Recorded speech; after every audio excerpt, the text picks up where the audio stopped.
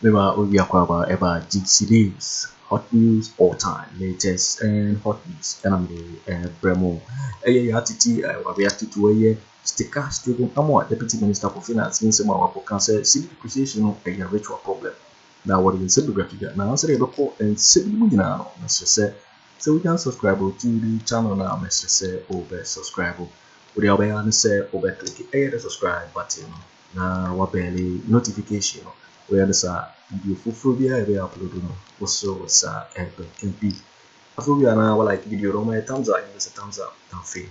Was share my offer so now when you be now war share. I feel NTC a year and 7 CD in is a CD need to appreciate and I appreciate the same to the dollar no and the number 15 on my airport. Then I said be no food be when I want to can you much I say acquire said be ama Dodona Owusu and the capital. Nanona a central for booking a year, Stephen Amoah, on a Deputy Minister for Finance. They be saw depreciation Masama was a ritual problem. Now, I feel about Bawumia, next year Bawumia ba or develop a long term plan. It's that no woman in a day, no 1 year from, and in some more kind of a year, Ghana for the Guna Efro. I feel the worker say is taken out of contest near it. Bawumia no good in Mas England, the president, another dump of Obama, or say, come many dear, and need to go far Bawumia. Now, I say, what to is Casam, and then see the winner. Now, when I yard to think what TSC a year, Deputy Minister for Finance in some of kind, why passa. Now, that's the ensemble go around Africa. Yet, some reno, young pretty, empty a year, and some of also an empty a year. Stephen Amoah, Deputy Minister for Finance in some of kind. I be son of city depreciation, while Casa a ritual problem. Now, Fena Bawumia, a bit develop long term next year. The entire one is a good 20 and end. But I could see a year and some year Stephen Amoah, Deputy Minister for Finance, in some kind of attitude reaction, 20 and some other possible. Sitting city. This is the first time city. Who accorded what you are wearing, we didn't import. We imported this, we imported that. City depreciation is a ritual problem. I agree with you. It's not because of one particular government. Unless one is suffering from unconscious incompetence or displaying intellectual dishonesty, that will say that city depreciation is MPP government. It's an issue that has nationalistic or that needs nationalistic attention. That one I agree. But it's not. So far, we keep on being in importer-driven economy. We'll be having problems with the city because we import almost everything.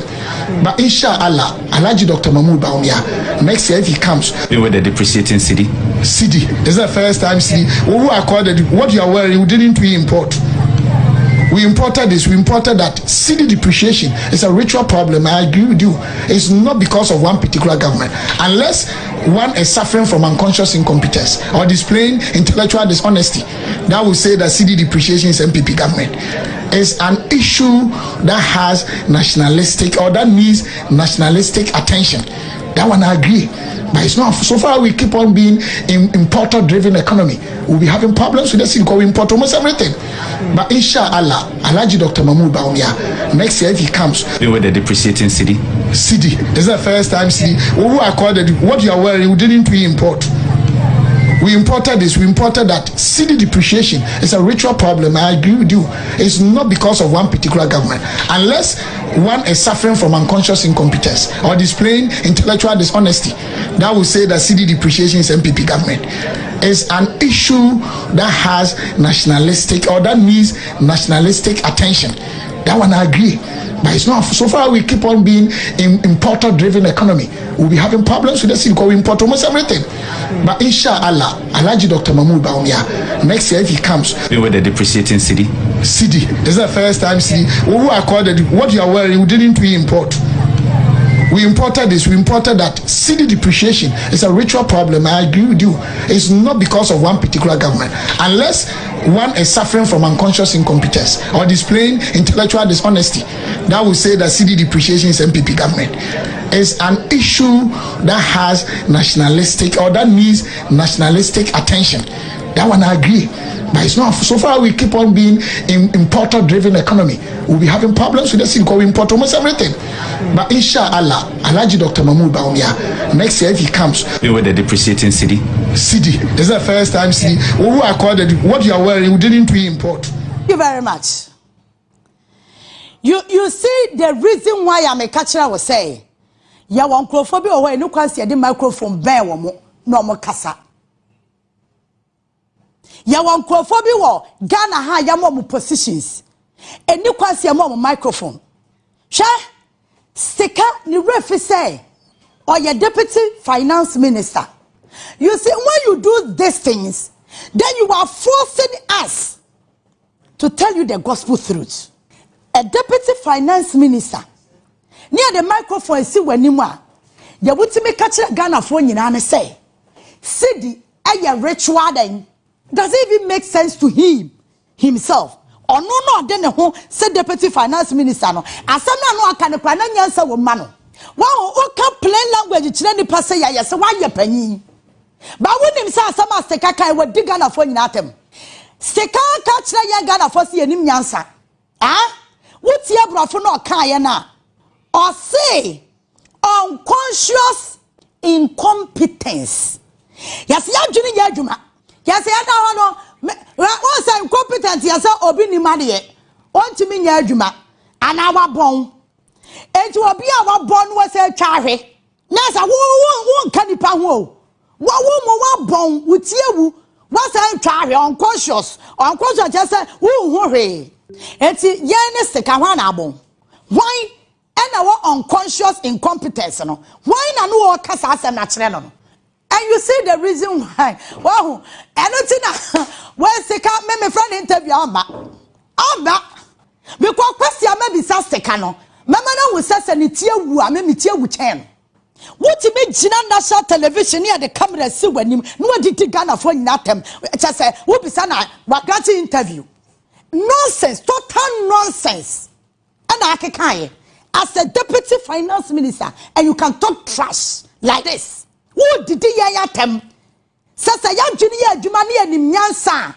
I was here yet yes dollar kwasrona se cedi depreciate ya.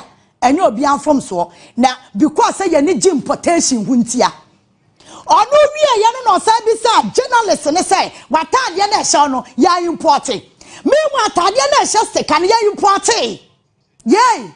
Atade na sha se kan na ono e de bisa journalist ne say watade na sha no say import. Ono no jira ono so na atade sha no ya import.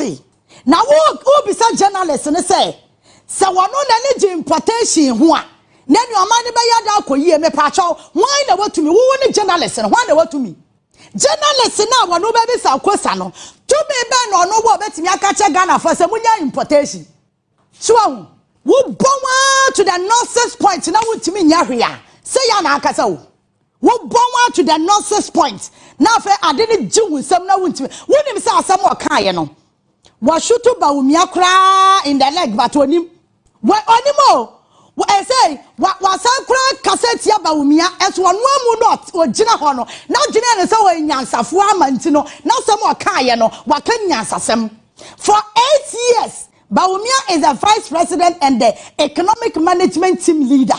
One dano. We will catch me say, and it's as a next year. Bawumia bought the long-term plan, beba. Now, me slow. Second of before soon as on that interview, Nana. If you don't have any sensible thing to tell Ghanaians, shut up. Shut the hell up. Don't insult our intelligence.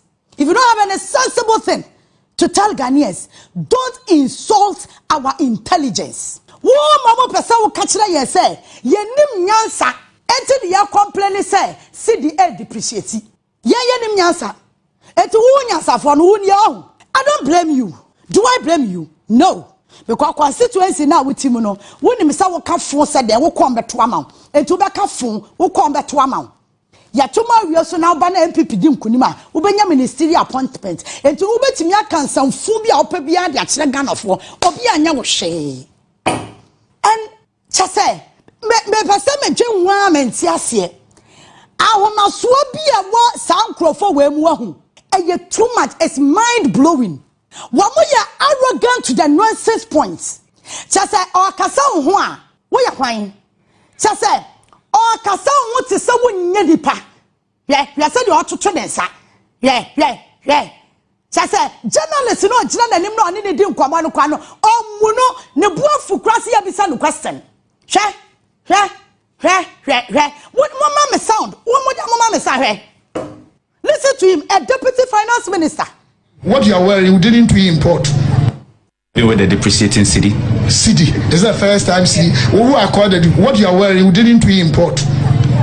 We imported this, we imported. Pause. I know say, is it the first time at the city air depreciating? Now, Tadiana said journalists and say import way.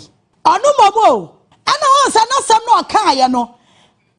Incomplete sentences. Second sentences no for me, you know, incomplete. As I'm not offer and see no jumping no coffee first because any assembly and working country working as in a city. Now, is it the first time no jumping no call you what you say any assembly and one it was he's so empty. Sticker is empty. Or name the oka. Na me name the hana nadu.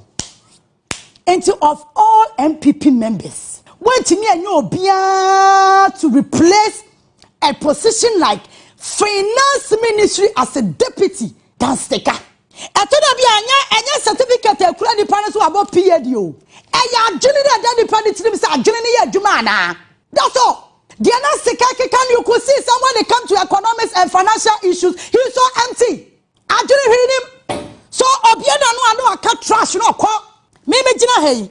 Meti be ka che guta for say guta munya importation. Now importers and exporters, me share we go better. Me say, munya importation. Who am I? Who am I? Sticker, ne position ne kita no. Obeti me the decision akwa cabinet. I'm a cabinet di aye adwuma. Esa so ye empty hwini ni tirim kwa otimi kwa suggest bibia. Sha, sa niama na ya na ekoso aye ntimi nka no kora nkyere nkrofo bi no. Ena di ye nya besi sabre yo. Me ba chaw, why na oti keti hamon ka I didn't say. I told them refer you were Ministry of Trade crowd. That ministry, no. Me read me fisa it exists. Because the panel down no. Who want the existence or who want the relevance? Eh? Who want the relevance? Sha Obi mami adia potinya keti hamon. Eba Ministry of Trade why? Obi chirame dia oba ya why? Aye beka so oba ye impact or dia ba Ministry of Trade ni. Webi mo ya fanfa bia no akwane na mase no atwa photo no grant interview no akoda omma me one project as a minister of trade oba ye wode aba nyawa na steka wo one keti ya monka bo ma de papa be no me ye no ma panya Akufo-Addo wo sa ma steka so ade no ko finance so onko ye den wo be ma wakogu papa no kro substantive minister no ko the simple Amin yes Mohammed Amin wo be ma wa ma papa na dwuma ye den ama no wo ba ko gu papa nani mase because ensemuna sika kaye me ya sure say papa ne wo a on kasa asem ne nkire Ghana fo wo wote brofo chen na sa sika na mu kra ne brofo no kaye no wanti ase wo wia be ka chen say he was taken out of context na wo per se wo yusu me ka ne say po wo per se wo yusu words be to replace asama wo kan wo dwene ho asa na wo yusu sa words no to replace it. You don't just open your mouth and talk anyhow. When you finish, now I was taken out of context. What did you atamarie no? You were taken out of context, mebwa. What way? Yan tofu egu come. Ah? What about minister? Yan tofu egu come. All the necessary allowance I was your demand as a minister. Your demand your taxpayers' money. Now we be a wanua. What me can say munu be a open what to egu honako.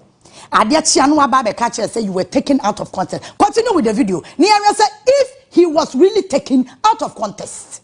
City depreciation is a ritual problem. I agree with you. It's ritual problem. Ritual, they say ritual. Kramincha say oh chimpona. See I say mama simple. I say nyankuma de abosum adiebia.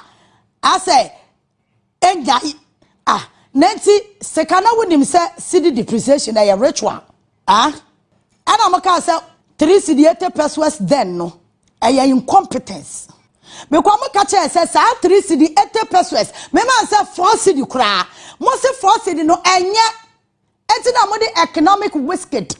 Oh, mo kika mo say mo say ya na mo de Akufo-Addo Bawumia o. Because dia wo kika nsem hunu ya wo kika yi. Wako ba Bawumia di wo. Eso Bawumia hwema wo say kwa kika sa nsem hunu na waka no. Eso wie wo de asem ahye no. Because Nana do mayati ase say enye bibia nti no de Bawumia ba wo economy no ani sidi no senior sidi no ebeya kofo akwa no $1 1 cedi Kofrodi new currency ne buy no. Na $1 1 cedi. Enti I was say yes back to $1 1 cedi. And that's the reason why you were bringing Bawumia on board. Enti wana wo ye minister no. Wo ka asem ni wi a. Na wasa gugu Bawumia ni Asɛm O. Ya won krofo bi wa party ni ma. Mo hya asem o munya kasa. Because omo kasa bi omo ti mu vote so. Ah?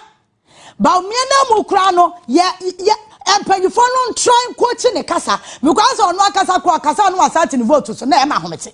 And the ministers na kasa so kra no omo nim se papa no omo ha no. Because stikasem hunu we ya wakan esusaso no kwa wan so ekọ Bawumia so. Ah? Esusaso no ekọ Bawumia so because stikane gina ho no on constande elections. Bawumia edi nkunima e no beba government him. Se Bawumia it is possible so Owusu no in the constituency where the head and young beto ama no into obeye MP in opposition obeda committee bi so ya the assembly committee ho o meje allowance na Bawumia kwetena fie na sekane na parliament enya bibia o ni nsam nu no kaye no ebekwa akwa affect Bawumia.